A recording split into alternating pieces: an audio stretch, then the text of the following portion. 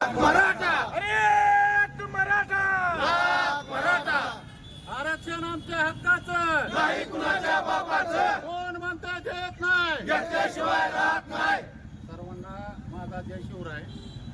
आज या ठिकाणी खरं म्हणजे पत्रकार परिषद बोलवण्याचं कारण एवढंच आहे की आपल्या मराठा समाजाला ओबीसी मधून आरक्षण मिळावं म्हणून ह्या महाराष्ट्रामध्ये गेले 25 वर्षापासून अनेक आंदोलनं झाले, अनेक उपोषणं झाले.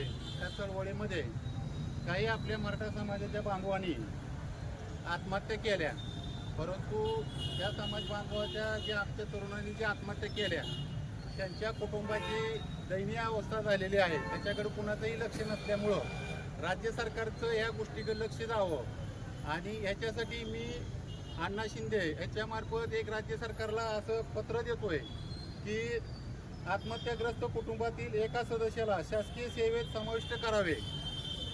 येणाऱ्या 15 दिवसामध्ये ज्या मराठा तरुणांनी मराठा समाजाला ओबीसी मधून आरक्षण मिळावं म्हणून स्वतःचा जीव संपवला, त्या तरुणांच्या घरच्या एका सदस्याला त्यांच्या शैक्षणिक पात्रतेनुसार येणाऱ्या 15 दिवसामध्ये राज्य सरकारनं एका इस्माला एका सदस्याला राज्यसेवेमध्ये सामावून घ्यावं. कारण मराठा आरक्षणाचा विषय आता फार चिघळत चाललेला आहे. आदरणीय आमचे नेते मनोजदादा जरांगे पाटील याच्याविषयी तर ते लढा देतच आहेत, त्याच्याविषयी मी नंतर आपल्याला बोलणारच आहे. परंतु हा मूळ मुद्दा, हा समाजाचा मूळ मुद्दा की ज्यांनी समाजासाठी योगदान दिलं, ज्यांनी समाजासाठी बलिदान दिलं, त्याच्या कुटुंबाचं पुढं काय, म्हणून मी हा मुद्दा या ठिकाणी उपस्थित करतोय.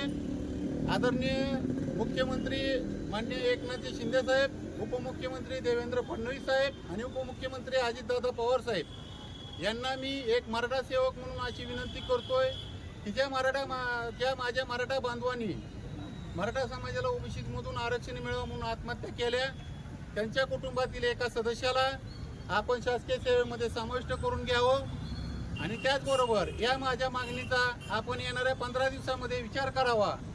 अन्यथा 15 दिवसानंतर आम्ही राज्य सरकारच्या विरोधात या ठिकाणी उपोषणाला बसू.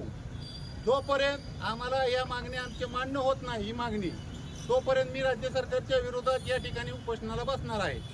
ही माझी मागणी मी राज्य शासनाला माननीय मुख्यमंत्री एकनाथ शिंदे साहेब यांना मी पत्राद्वारे कळवलेले आहे. त्या पद्धतीने मला त्यांचं उत्तर येईल. परंतु ही माझी मागणी रास्त आहे. माझ्या बांधवांना